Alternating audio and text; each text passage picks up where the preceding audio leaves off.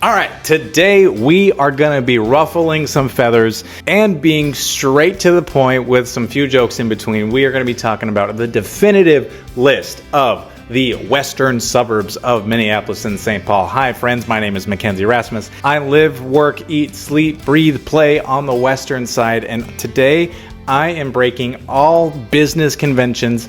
Hopefully I don't get fired, and I'm going to be giving you straight to the point my opinion on all of the western suburbs and where they rank on the list. If you've been enjoying these videos and I do get canned, well, it was nice knowing you. This is either going to be the most honest, most viral thing ever, or, you know, the end. So, all right, but quick context, I specialize in people that are relocating here or that are moving up from their current house. And so I help people buy and sell all over. And I've really gotten a sense of what cities are actually worth moving to and some that you should actually probably skip. I'm going to start with Eden Prairie. And the reason why I'm starting with Eden Prairie is so that you can see that I am going to be straight to the point and I'm going to be real here. Eden Prairie's fine. Like, I want to be extremely clear. I mean that in a very nice way. Fine can be great. Fine means that the schools are rated well, that you can easily get anywhere from $4.94 or $2.12. It has a Trader Joe's, it has a Target, all that's easily accessible. Apart from the Asia Mall, there's nothing really that like stands out to me like, oh my gosh, you have to move to Eden Prairie or you're really going to enjoy Eden Prairie for X. It's a suburb that is a suburb. And if that's what you're looking for, then it can be a great spot for you. But for the purposes of this list, it's on the C tier for me. Robbinsdale. Now, I need you to pay attention because this one matters. Robbinsdale is one of the most undervalued suburbs in the Twin Cities. And I mean that as an observation and not like a participation trophy. If you have never been to downtown Robbinsdale on a Friday night, go. Stop this video, especially if it's Friday night, and go. It has a local bar scene with personality. It has independent restaurants that have its own charm. And it's very walkable, which has this like Main Street local charm that so many other suburbs will spend decades and hundreds of thousands of dollars trying to replicate. And Robbinsdale has seemingly done it with ease and without a PR campaign, and they're just quietly doing it without making a big deal about it. So go. The housing stock is older, which means character, and sometimes people are actually looking for that, which can be a good thing. Downtown Robbinsdale is one of the Metro's best kept secrets, and I highly encourage you to go check it out. A tier. Arguably even underrated at A. By the way, quick pause. If you are thinking about relocating and you're like, where do I even start? I have a relocation guide that's completely free. You can download it using the link down below, and that'll help get you started and pointed in the right direction and give you a sense of like, okay, what are all these places that he's talking about? Minnetonka. Now, Minnetonka is the largest city by land area, and it is ginormous. You can have two families that live in Minnetonka, and they live in completely different places, completely different ends of town, and you might as well be talking about two completely different cities. So schools, they are highly rated. The housing range, because it is so big, is fairly wide, which can help when you only can be in certain area because of budget. But what Minnetonka lacks, and don't come after me, skippers, but Minnetonka, it lacks like a singular identity. When someone asks me, what is Minnetonka like? I respond with, well, what part? And that's not a flaw exactly, but it's something that you should expect when you're moving into such a large conglomerate. It's more of a general geographic situation with several excellent situations located within it. It's getting the B tier for me. And then let's talk about Golden Valley. Now, Golden Valley, it's quietly excellent. It appears completely unbothered. Golden Valley really doesn't care if it gets the attention or not. It sits right on the edge of Minneapolis proper, which means your commute is shorter and you can easily gain access to pretty much anywhere in the city relatively quickly. The residents tend to not be like the flashiest of people, and I mean that as a compliment, by the way. They found real value here and they bought on purpose. Similar to Minnetonka, it doesn't really have like a splashy identity. Unlike Minnetonka, it doesn't seem to want one. Golden Valley is a suburb that you can be confident when you're purchasing or moving into, and they're not necessarily looking for like brand names, they're just looking for the best result. B tier for me. Deliberately strategic and completely underrated. All right, I'm gonna get some flack for this one, I know, but I'm gonna talk about it. St. Louis Park. Now this is gonna generate some comments. Here's what is genuinely true. St. Louis Park has a real urban energy for a suburb. It is close to Minneapolis, the walkability is really good in spots, and the food scene is legitimate. For buyers who want to feel connected to the city without technically living in the city, St. Louis Park can be a great option.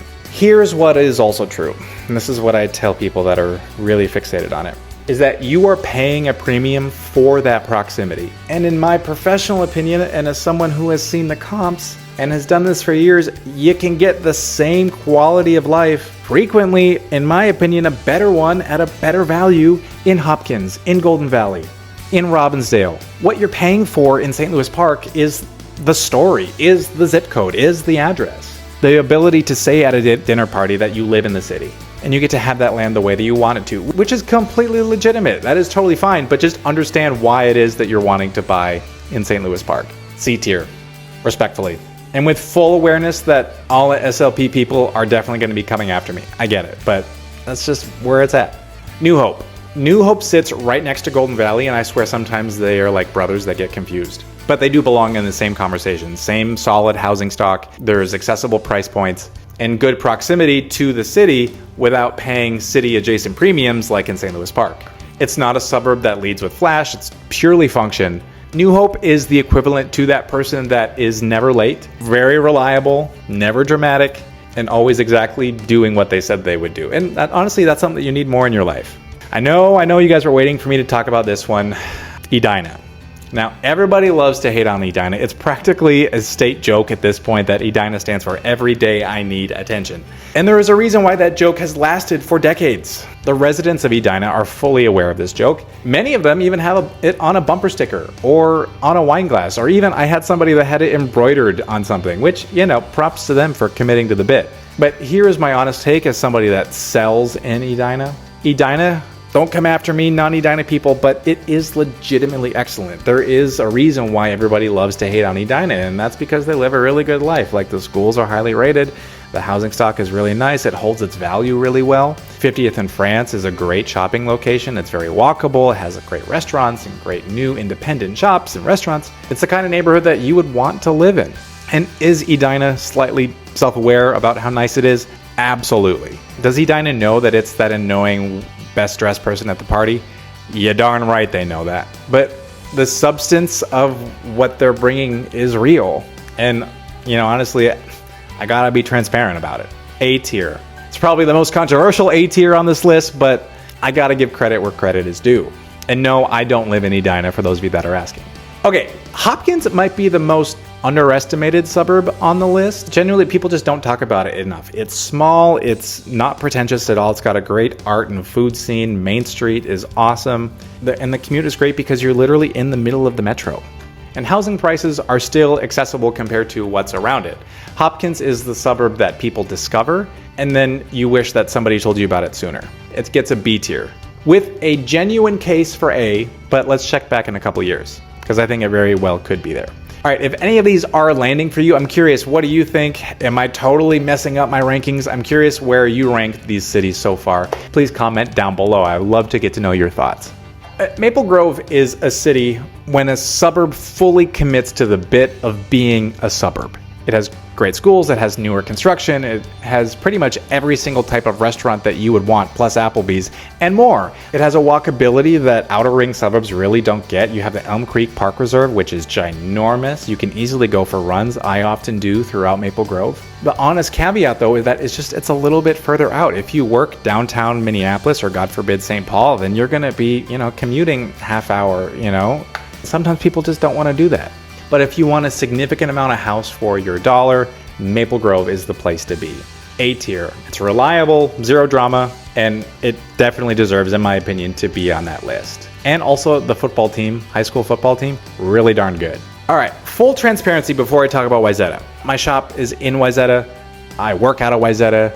I spend a meaningful portion of my professional life in Wayzata. So when I tell you that Wayzata is B tier, I need you to understand that this is me being honest with you, totally not regarding like professional courtesy or professional clout, if you will. And I just want to acknowledge that sacrifice. Here's the thing. It sits on Lake Minnetonka. It is absolutely gorgeous. You feel like you're in this coastal Maine town. And it's something that you should definitely experience if you're a relocation buyer. Come through Lake Street in Wayzata in the summer. You're going to feel like, oh my gosh, where am I? I feel like I'm in New England. Also, I cannot explain this about the population. Every time I'm out here and I look around, I'm like, where did all of these impossibly attractive people come from, and where do they all go to during the winter? Because I never see these people, but then they all come to Wayzata, and I'm like, everyone is freaking gorgeous. I don't have an answer for that. If somebody knows where they all go, please invite me to the party. I'll definitely show up. I'll bring hot dish. I guess I've accepted the fact that Wayzata has this feature during the summer. But Wayzata in January, though, it's a completely different conversation. The lake is frozen, the boats are gone, the restaurants, they really thin out. Yes, we have the Chili open, but that's one weekend in winter. And that price premium that you paid for that beautiful summer lake life, well, it just, you don't get as much as I think you are expecting to, given the premium that you're paying. If summer lake life is what you're optimizing for, then yes, Wayzata is fantastic. And I will find you the right home there tomorrow. But if you want extraordinary all 12 months, the two names I'm about to show you are probably going to be a better fit for you. B tier. I said what I said. Please don't tell my colleagues. Cottagewood. Now, you have never heard of Cottagewood, and that is the entire point. Cottagewood is this small, unincorporated community that sits on the southeastern shores of Lake Minnetonka. And when I say small, I mean it. I mean, we're talking about a few hundred homes. There's no Target, there's no Applebee's, thank God. Just beautiful, established properties on or near the water, enormous mature trees, and a quiet that feels genuinely rare this close to a major metro. For relocation buyers coming from coastal markets, you're going to love the feel of the town and also the Cottagewood General Store, which is run by the community. It is an absolute delight. S tier. You heard it here first. Deep Haven. Deep Haven is Cottagewood's neighbor, and it belongs in the same exact conversation. Another Lake Minnetonka community that most people outside of the West Metro have never even heard of. Homes are exceptional, the setting is exceptional, and lake access, you have easy access to the lake. Not the kind of like where lake access means that there's like a retention pond visible. Like, no, you can easily gain access to Lake Minnetonka all throughout Deep Haven. And it's small, community oriented. You really feel like you're a part of something. You're a part of a community, and that is absolutely priceless. If your priority starts with privacy and beautiful trees and lake access, then Deep Haven and Cottagewood have it in spades. And those are two names that nobody else on YouTube is talking about. And you found it this time. S tier. I think we need to make a new tier for Plymouth, not because it's like so bad. Honestly, I think it's called Big Brain tier. And Plymouth is the only thing on it. Let me explain. So nobody moves to Plymouth for Plymouth. I will say it one more time because I think it's important. Nobody moves to Plymouth for Plymouth. They move to Plymouth because Plymouth feeds into the Wayzata School District. And the Wayzata School District is one of the highest rated school districts in Minnesota. So what is actually happening in Plymouth is a very specific and genuinely impressive piece of buyer math. You want Wayzata schools, but you don't want to pay Wayzata prices. Plymouth gives you that at a significant discount. So that's why I'm saying, like, hey, if you're moving to Plymouth, that's big brain. Because really, I don't think there's anything else in Plymouth outside of maybe that and like the Imagine Theater. Big brain tier, completely unbothered. Final standings. At S tier, you got Deep Haven and Cottagewood. Write those names down because I swear you will be glad you did. A tier, Maple Grove and Robbinsdale, and also Edina. B tier, Minnetonka, Golden Valley, New Hope, Hopkins. C tier, St. Louis Park, and in Big Brain tier, you got Plymouth. If you want a picture of how this works for your situation, please reach out. I am more than happy to answer any and all questions. Thank you so much. Subscribe if this was useful. I make videos every week, and I look forward to seeing you in the next one. Bye now.